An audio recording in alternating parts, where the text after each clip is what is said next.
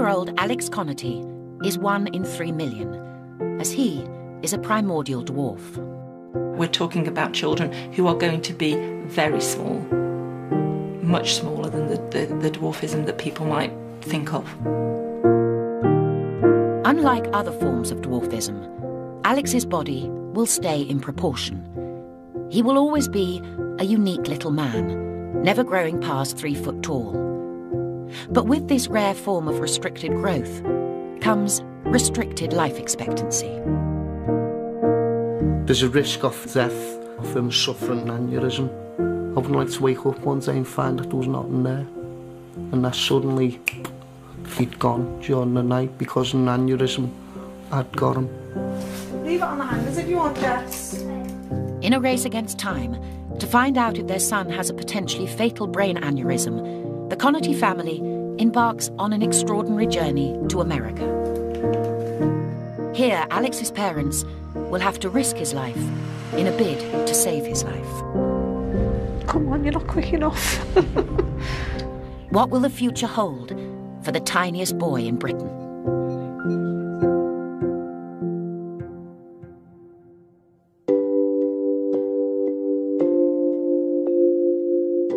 Worldwide, there are less than 100 cases of microcephalic osteodysplastic primordial dwarfism type 2. But what makes children born with this condition so extraordinary is that their bodies are proportional but tiny. Alex Connerty is thought to be the tiniest primordial dwarf in Britain.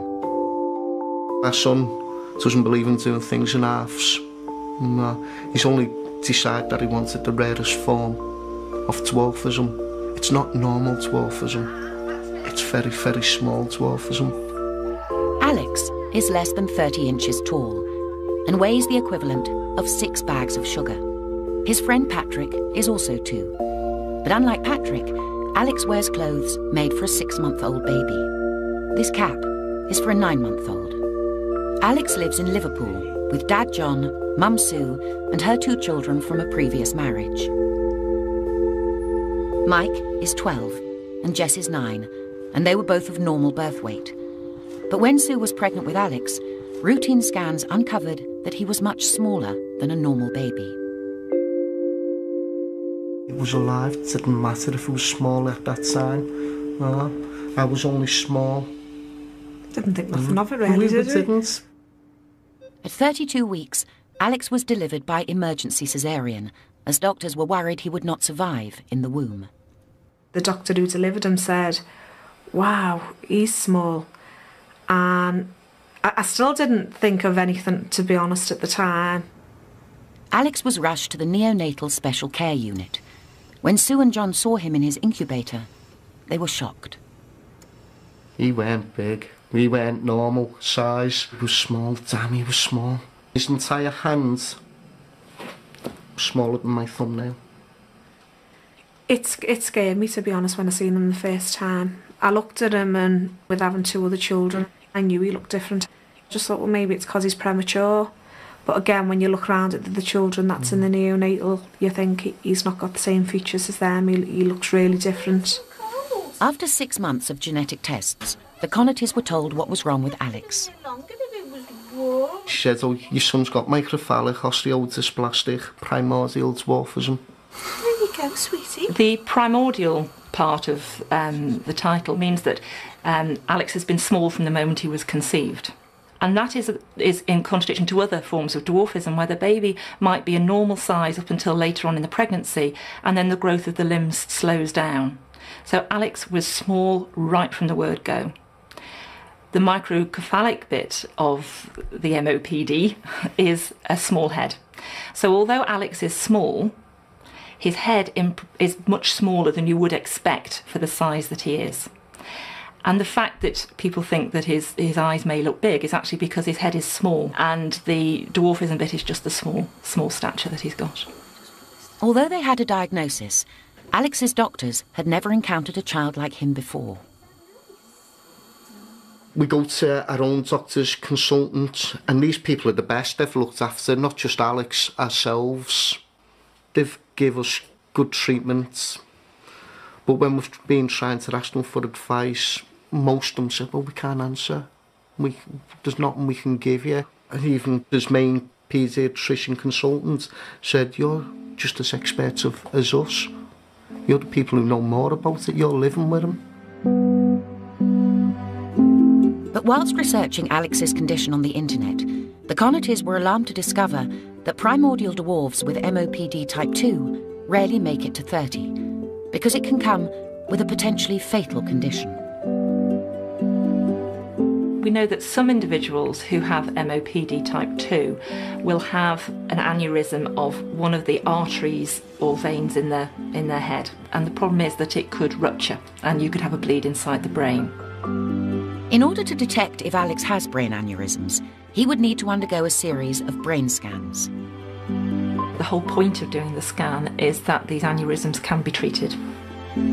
However, when Alex was 9 months old, a chest infection meant he needed to be put on a ventilator. But when he was sedated by general anaesthetic, he almost died. I went into the theatre with him. I held his hands. He fought like mad as the doctors tried to sedate him. And he kept looking at me as if, say, Daddy, help me. They started putting the tube down without any forewarning. His heart monitor, all the alarms went off, he crashed. Alex suffered a cardiac arrest. Doctors battled to resuscitate him, but Alex was battling for his life. Twice I sat down, bent down, I whispered into his ear, go sleep son, you thought enough. If there had been a switch on the wall at that time, I hate myself for even thinking about it now. I would have turned it off. Now aged 2, doctors have decided that it's too dangerous for Alex to have a brain scan, as it would involve him having a general anaesthetic once again. But the Connertys feel it's a risk worth taking, as they are living in fear of an invisible killer. You can't see if there's an aneurysm there to start with. If you don't have the MRI scans, your son, your daughter may be there today, but may not be tomorrow. Whereas with the scans, it's given us 6 months' hope. The DuPont Hospital for Children in Delaware, America, has agreed to perform Alex's brain scan. This hospital is seen as a centre of excellence for children with MOPD type 2. Sue and John also hope to gain valuable knowledge on their son's development here. Alex is fed through a port in his stomach because he has struggled to swallow since birth due to his small jaw and esophagus. But eating is not the only developmental milestone he hasn't hit. He doesn't walk or anything as yet. I think he really wants to walk. I think he wants to run before he can walk. He doesn't crawl around the room or anything, but he's quite weak in his limbs and stuff like that. Alex's parents are taking him to America, where he'll attend the Little People of America convention, as well as having tests that may literally save his life.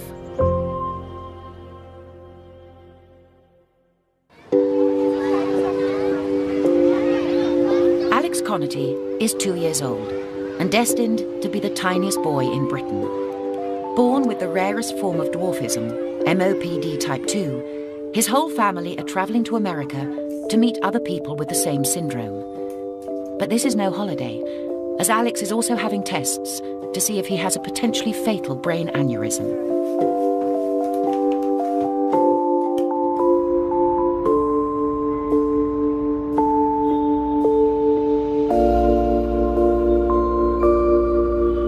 The Connerty family arrives in Seattle, the venue of the Little People of America convention. Approximately 2,500 people attend this 2-week convention, with roughly half of the people present being of restricted stature.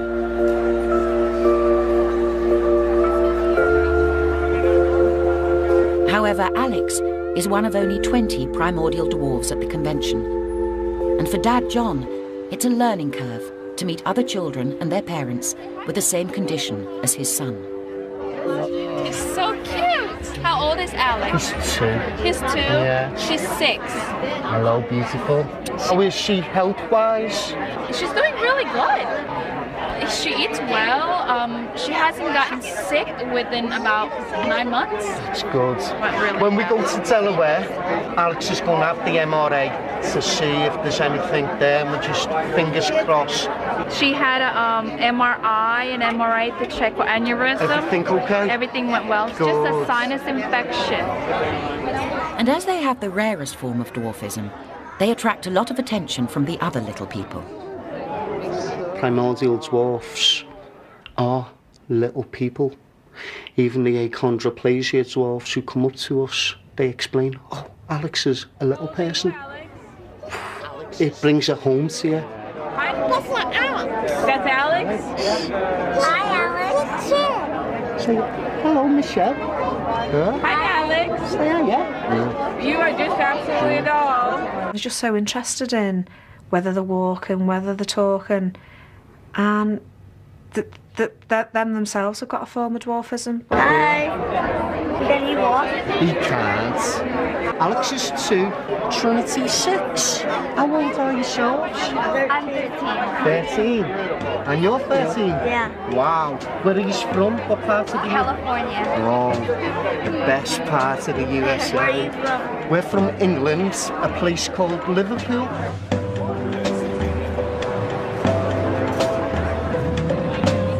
But this trip is not all about Alex and the Little People of America convention. We're trying to make this not just all Alex's trip. 10:53, please. Ali sometimes can be the star attention, and you wonder how they're coping. Thank you guys. Enjoy the game, okay? I honestly don't know what effect it's properly had on the kids. The kids absolutely love the bones of him. I've asked them, said, no worries. They know what Ali's been through. I don't think all kids cope like that. I do believe that my other 2 kids are just as special as what Alex is, but in their own way, and that's in their loving way. Tonight, the Connertys have organised a special meal to get to know 4 other primordial dwarves and their families. Meeting the other children is overwhelming. Kennedy. When I first seen her, I always thought Alex was small. And it was only when I met Kennedy. Wow. One small child. She lifted the glass up, brought it to her face. The entire rim of the glass literally filled her face. Wow. Blew us away. Chloe, she has hearing difficulties. But she's got this hearing aid which has got diamonds in. And she's a proper little girl. She's so pretty, so pretty. But you look at Trinity, she's small. She's one of the smallest. But again, she loves life. Just to see that was good. Christopher, who's 9 years old, same age as Jess. He's a bundle of joy. He's got so much life for something so small. So much energy comes out of him. For Mike and Jess, this dinner has given them both a glimpse into their brother's future. What's really gone down great is Jessica's met Faith, Chloe's sister, who's 10 years old. That's given them time to speak to each other on their own without any parents around, whatever, talking about how the feelings have been. What's it like having Alex as a brother? It's fun. But sometimes it gets quite annoying because one of my friends keeps saying, oh, he's so cute, oh, he's so cute, and I've heard it too many times from her. A lot of times at school when they have like a birthday party or something like that, and my mom and my sister come, a lot of girls, just like when it's like I'm in the front of the class and like everybody's singing happy birthday to me, when Chloe walks in the room, everybody gets out of their seats and runs to her, and it kind of bothers me because she gets a lot of attention like 24/7. I think it's good for them to talk about what they feel and think. It affects them, it affects the whole family. You know, they do capture a lot of attention.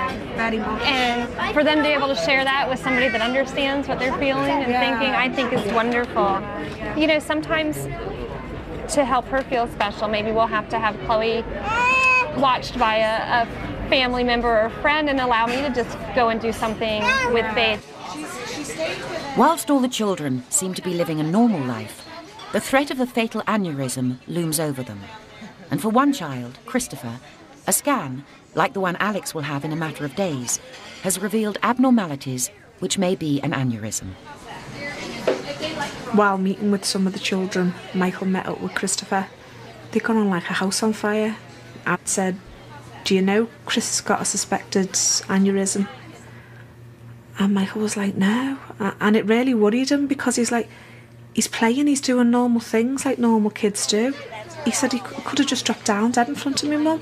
He said, you just don't realise that this is going on. He said Alex could be running around or whatever, not knowing. So I think that's brought it up to Michael realising how much these scans are needed for the children. Tomorrow, the Connertys head off to Delaware for Alex's all-important tests. So they spend their last day reflecting about their time in Seattle. For Mike and Jess to see these kids who are not 2 years old like Alex, but they're just doing ordinary things that ordinary kids do.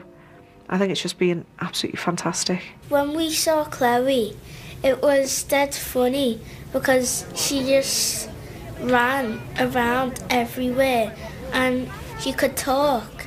And when Alex is older, we want him to be like Chloe. When we first met the families, and then Mike and Jess, more so Mike, it was a shock to him.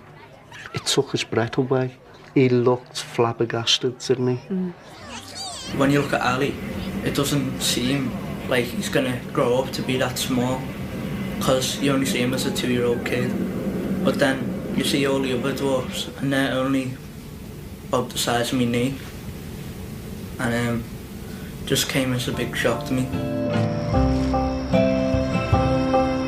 Wilmington in Delaware is the location of the DuPont Hospital for Children. It's here that Alex will undergo 4 days of tests, which will look at his development and examine his brain for aneurysms. Jess and Mike are being looked after by a family friend. Yes! On day 1 of the tests, Sue and John head to the hospital. Since meeting other primordial dwarves, they now have new concerns about their son's future. We've met up with quite a lot of the other kids now. I was quite shocked to find out that they were walking at early ages, like 14 months and stuff like that. So that's got me a little bit worried, thinking, wow, Alex is 2 and 3 months now. He's not making any attempts of walking. Out of all the children that were there, Alex is the only child that's tube fed. All the others, you can see them, they've been munching away on pizza, having the time of their life, running around and stuff. And I think Alex is the only one who's not mobile as such. The first meeting the Connertys have is with Dr. Michael Bober, a specialist in Alex's form of dwarfism. He needs to examine Alex to confirm that he has MOPD type 2. So this young man is now 2 years and 3 months, is that right? Yeah, that's right. Keep still.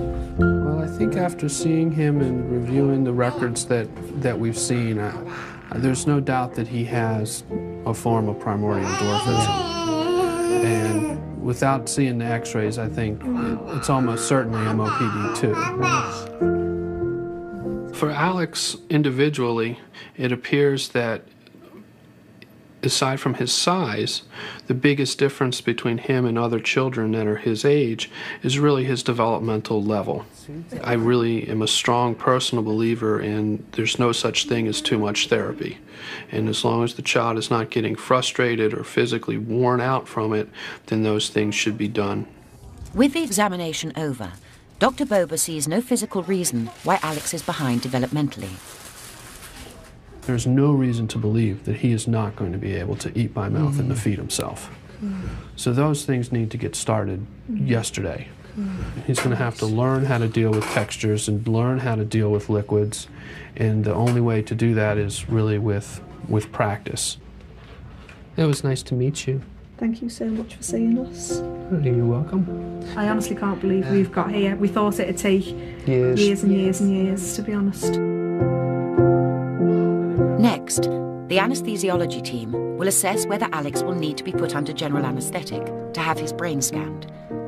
This could be life-threatening for Alex, as they would need to intubate him by putting a tube down his throat. Let's see. Come on, open up.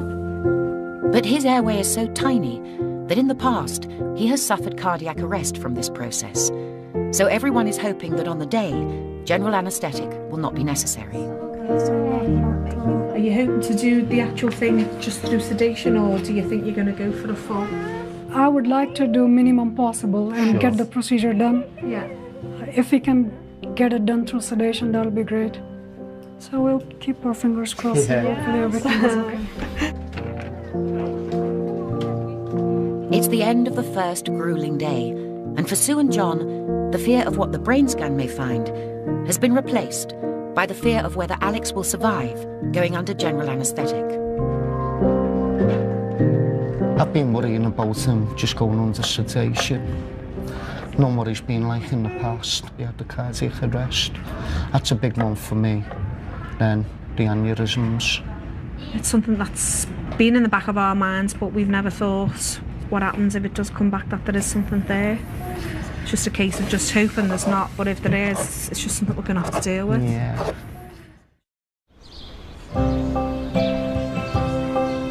Day 2, and the Connertys are back at the hospital. Today, Alex is having an X-ray to look at whether there is an anatomical reason as to why he does not walk. We're going to start with his legs. We're going to lay him down, and this is the film, okay? Sure, yeah. Unlike other primordial dwarves, at 2, Alex is still not mobile. Keep his hand here, laid up here away from him. Where's the lights? Alex, now what I need you to do is look right up here at this camera for me, okay? He's had something like 34 X-rays of one type and another in the past. Good job, you're all done. Well done. Say bye-bye. Bye-bye, Alex. Alex's X-rays will be examined by Dr. William Mackenzie, an orthopaedic paediatric specialist. Alex's leg films look good. His hips are well formed, legs are well aligned, he's got good looking bones. There are no major issues. One of the biggest problems we see with these kids is up here in the hip. The angle between the femoral neck and the shaft can be reduced, but he does not have that deformity and his leg films look fine. Here, lie down on here. Let's wiggle your hips around again. There we go. Good work. With Alex's hips in full working order, Dr. Mackenzie turns his attention to Alex's feet.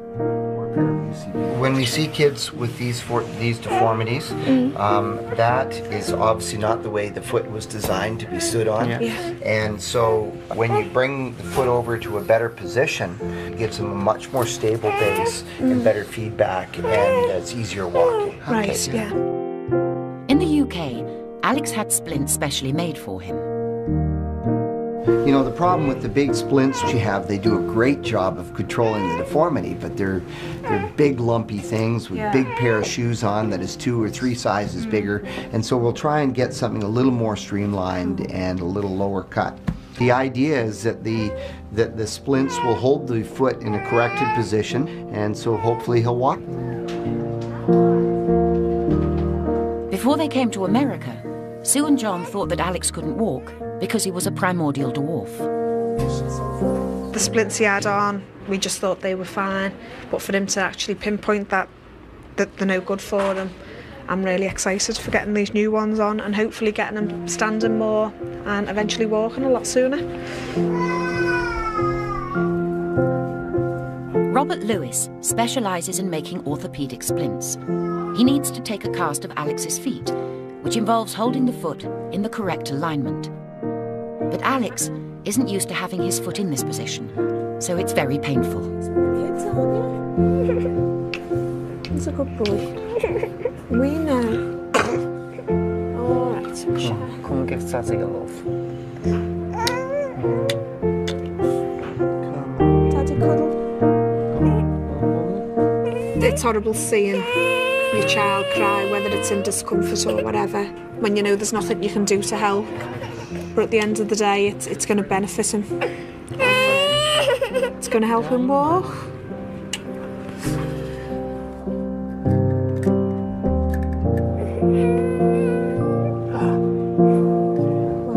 For me as a parent, I think that's the utmost paramount thing we can do, help him walk. In less than 24 hours, Alex's life will be put at risk as he goes under general anaesthetic.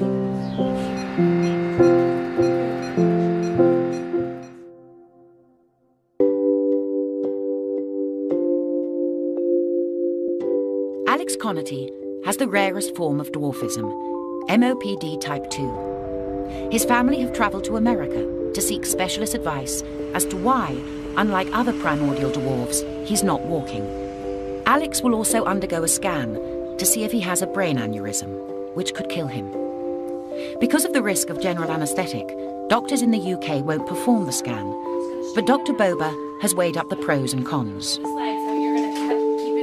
In this case, there's the risks of anesthesia in a small child versus the benefit of being able to detect an aneurysm and be able to intervene. And these aren't recommendations that we make lightly. American medics will only use general anaesthetic as a last resort. But with the scan less than 24 hours away, Sue and John are having doubts about going against UK medical advice. Part of me thinks, don't do it. If he doesn't make it through the anaesthetic or the sedation, it doesn't matter whether he's got an aneurysm there or not. But if there is something there, at least they can work on it, or they can give us an idea of what they can do, whereabouts it is. Sometimes you wonder if you've done the right thing for your son. For ourselves. We have. Yeah.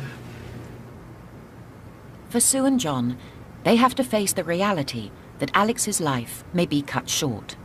Not only because of the scan, but also because MOPD type 2 children like Alex rarely live past the age of 30. He means so much to us. I don't think we would have a life without Alex now. He's such a big part of ours, and everybody who meets him. I think if Alex wasn't around, something that's not even worth thinking about. Sometimes I think mainly about the sadness, the loss, if we did lose him. My son, gone. Come here.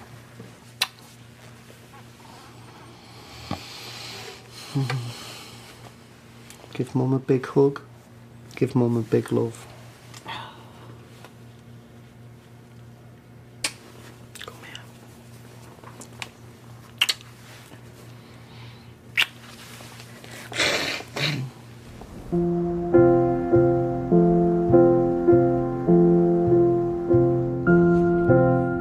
It's day 3, and today Alex will be having his brain scan.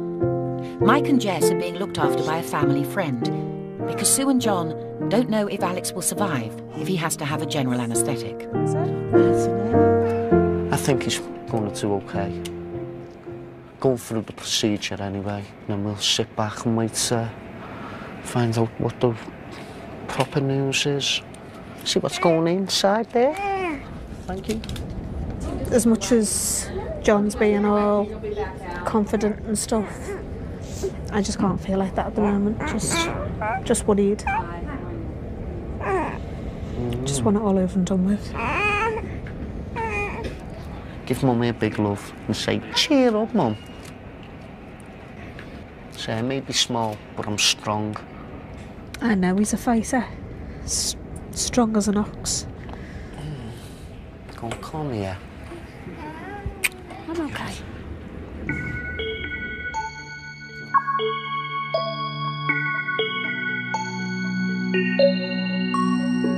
Are we going to go through now?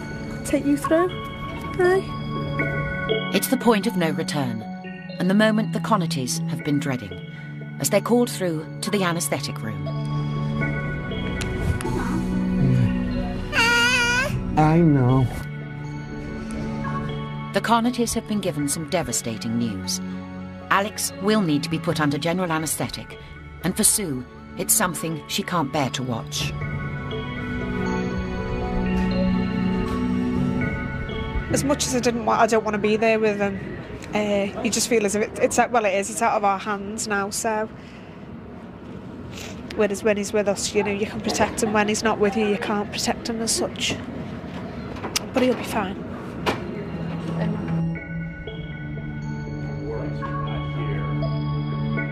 In the past, Alex has had a cardiac arrest whilst being put under general anaesthetic, because it's difficult to insert a tube down his very small throat to supply oxygen to his tiny lungs whilst he's unconscious.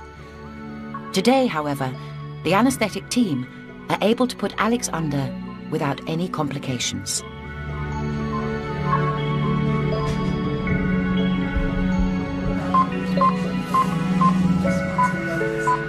Now I know that he's down there, I feel a lot better. I feel absolutely exhausted. I feel as if I could sleep for a week. I still feel as if I've got I still feel as if I could just sit and sob for hours and hours and hours, even though it's all going well. I just feel as if I've got it all inside and I need to let it out. But I know that he's all right, so I feel a lot better. Even though now he's having the MRA, we have another problem, possibly. And, I'm not even worried about that at this moment in time. The major one was getting him sedated, intubated, whatever. That was the major hurdle for me, especially based on past experiences. Let's just hope the scan gives us the results we need. But it's not just Sue and John who are anxious to hear news. Alex's brother Mike and sister Jess are waiting at their hotel room. I'm a bit worried, but a bit glad for Alex to have his scan to see aneurysms, because I want to know if he has one. But if he has one, I'm going to be dead sad because he'll probably die quite soon. If they can fix it and take it out, then if he has to scan, it'll be good, because if they find it out later and suddenly he might not be able to take it out and he might die in his 20s or 30s. So I'm happy to have it, but I'm just scared in case he does have one. I'm hoping that he doesn't have an aneurysm, because I want him to live until he's like 123 or something. Alex is now under general anaesthetic, and a crash team are standing by in case he goes into cardiac arrest.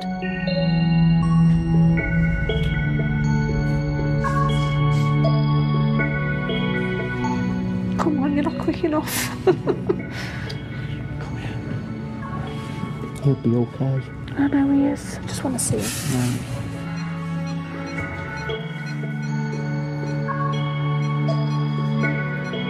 Three scans will record 3D computer-generated images. An MRI will look at Alex's brain as a whole, whilst an MRA records images of the blood vessels, and an MRV will record images of the veins. These scans will then be analysed by Dr. Boba.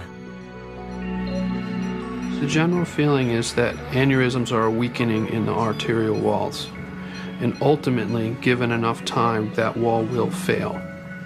Depending upon the location of the blood vessel and other factors, that failure could lead to a hemorrhage and death.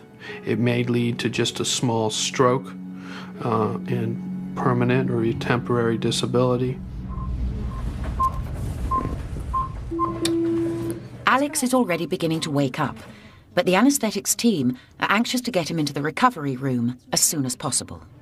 Good, thank you. We'll see you up shortly on the other side. Sure.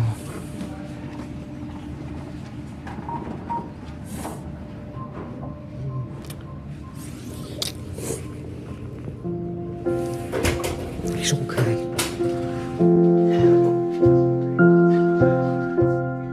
In recovery, Alex is not completely out of the woods yet.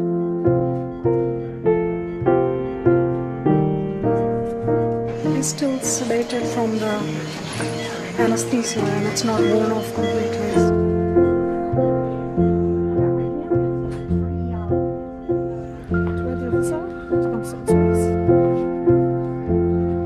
As the anaesthetic finally wears off, although Alex is in no pain, he is distressed.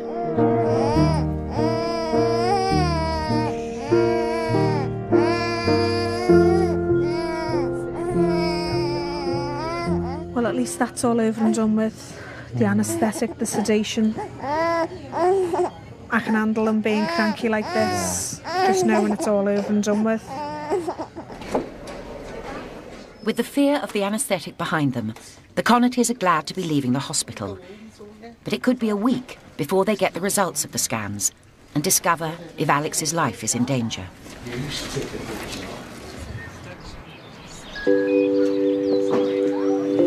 Day 3 and back at the hospital, the Connertys are still looking for answers as to why Alex doesn't walk. Good morning. He has had some specially made splints created for him, which are ready for him to test drive. When he used to wear his old splints, Sue would have to help him move by using her feet to make him step forward. Both Sue and John are hoping that eventually with his new splints, he'll learn to walk. Should we try them on? Yes. So it always goes by the straps on the outside. Bend the knee, and that loosens up these muscles in your calf. To make Alex's new splints cost £500. No. Ali, look at your shoes. You probably need something you'll want to stand against. Wow. Where's Ali? You're walking. Ali, you He's are never such ever a done clever that. boy. Whoops. Hey. Hooray, look at you. You're dancing, never mind walking. Ali, walk. Alex, you love them. There she Aren't they is. fantastic? That is absolutely fantastic, do you know? I honestly can't believe, as John said, he's never taken steps before, and it's as if he's put them on and it's made him walk. Hold out his hands and walk. That's better. Come on, let's go for a walk. He's walking. One thing we want most in life for him to be able to get round on his own 2 feet. He's got so many hurdles to overcome because of his limitation in size. Within the end of the year, he may be making our lives a lot more difficult. Come here, you little bugger. Thank you. You're welcome. This is the moment John and Sue thought they'd never see. Oh, you decided to run, are you? Do you want to do hop, skip and jump? From the early days, when I found out what condition he had, I always said my son would walk with giants. Sometimes I thought he'd never be able to walk. After what I've just witnessed then, he will be walking with them. Not just walking, even though he's small, you'll be standing shoulder to shoulder with him.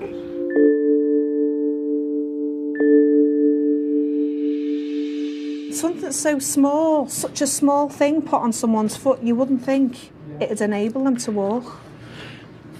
This last week we've had good news after good news. That for me is the icing on the cake. Can't wait to get back for the kids to see that. They're just going to be so amazed. Do you know what? There's only one place for them. A special place. In the bin. I still can't believe it. Alex, you are a superstar. And so is this hospital. I can't thank you enough. Thank you so much. Alex, shake hands. Yeah. Say thank you. You're going to help me walk. You've made like a little miracle for us today. We're flying, he's walking back. Yeah. Yeah, you're walking back. Do you want a cuddle? Say thank you. Oh. Big love. Back at the hotel, Alex's brother Mike and sister Jess have no idea that a huge development in Alex's life has occurred today. Hiya. Hello. Got a surprise for you. Big surprise. Ali. Whoa. I can now walk, kids. I couldn't used to walk. They've taught me how to walk. Mike, what do you think? You've got your running partner now. Don't get your heads. Off your toes. Off your toes. Good boy. He's never been able to do that. Hooray. I'm proud of him. Yay. How about you, Jess? Same here. Same here. In a couple of months, will he be walking without you holding him? He probably will be, yeah. So how are you going to cope with that? Be cool. It's just going to be funny, chasing him about. But will the Connerty's happiness be short-lived? Tomorrow, they will get Alex's all-important brain scan results and discover whether his life may be cut short by a potentially fatal brain aneurysm.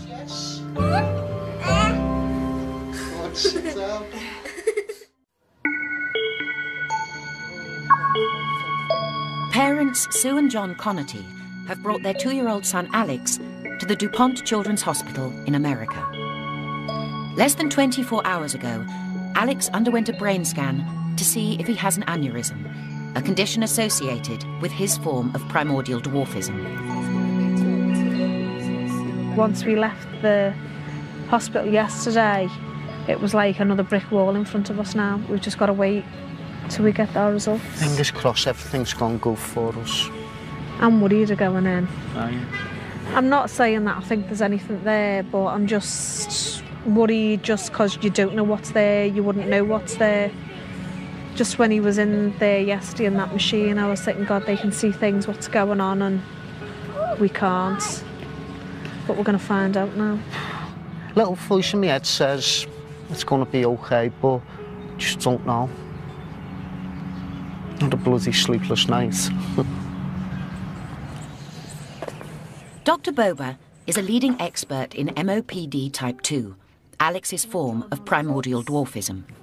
He has analysed the scans to see if Alex has any swelling of the blood vessels in his brain, which would mean he would need surgery to prevent the blood vessels bursting and Alex dying. Hi, young man. Say hello. So I wanted to talk to you a little bit about the results that we have from Alex's MRA, MRV, and MRI. This is a picture of the arteries inside and around Alex's brain. This is a shot sort of directly back to front. You can see that's his ear. Yeah. You can see some of the arteries coming up. And in aneurysm, what we would expect to see, we would see sort of a outpouching, and we're not seeing any evidence of that. In one sentence, everything looks great. Wow.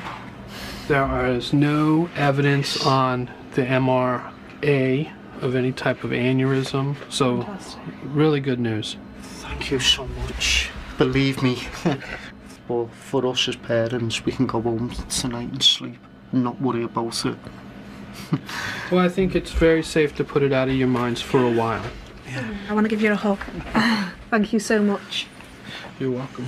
You're going to say thank you? No, I want a hug from him. Hey! Yeah. You always get hugs off of me, likes to hug you. Wow. Hi. That is great news. Absolutely. This week has just been, it's been a roller coaster up and down for worrying times that we've had. But as we're going home, we couldn't have expected for any better news for anything down from the MRI scans, for all the scans he's had, up down to his feet. From head to toe, he's had us what John calls a full MOT, and it's all good news we're going home with, so we can't ask for much more. The Connertys fly back to Liverpool the next day. Sue's parents are there to welcome them home. Who's here? But they're in for a big surprise, as they don't know their grandson has started walking. He's a good girl. Oh, you. Ali, shoe nanny, your shoes? I thought they were just going to show us these new little shoes or supports for his feet. And when Suzanne put him down on the floor, it didn't really sink in that he was walking. Go on, come to Grandad. Come on, come to Grandad. Hey! Oh, that was weird. Oh, my sweet. Go to Nana, won't you? Oh, it's not lovely. Come on. Big boy. I was looking at him and then I could feel the tears welling up in my eyes. And I couldn't believe it.